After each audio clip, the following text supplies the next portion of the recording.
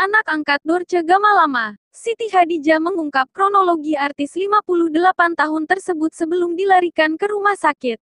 Menurut Siti, Dorce sempat dirawat dan kondisinya sudah mulai membaik.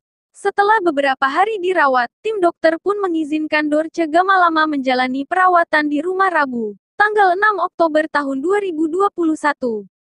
Tim dokter mengizinkan Dorce pulang karena kondisinya sudah mulai membaik.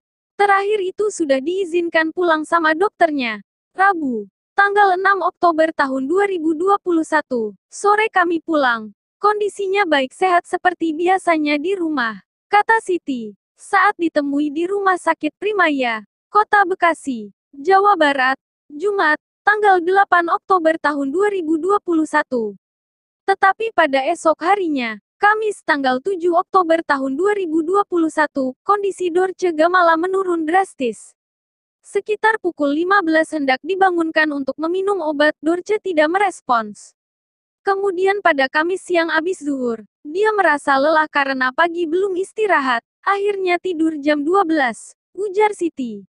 Nah dari situ, jam setengah 2 karena dia belum minum obat akhirnya kami bangunkan. Cuma kami bangunin dia agak susah. Sampai asar kami paksa bangun. Alah kok tidak ada reaksi, kata Siti mengungkap. Pada akhirnya, Siti mencoba berkonsultasi kepada dokter yang sempat merawat Dorce Gamalama. Dokter pun menyarankan agar mantan host Dorce Show ini dibawa kembali ke rumah sakit. Ya sudah akhirnya aku WhatsApp dokter. Aku tanya, "Dok ini gimana? Dibangunin kok kayak orang pingsan." Akhirnya kami bawa ke rumah sakit dan akhirnya masuk ICU, tutur Siti.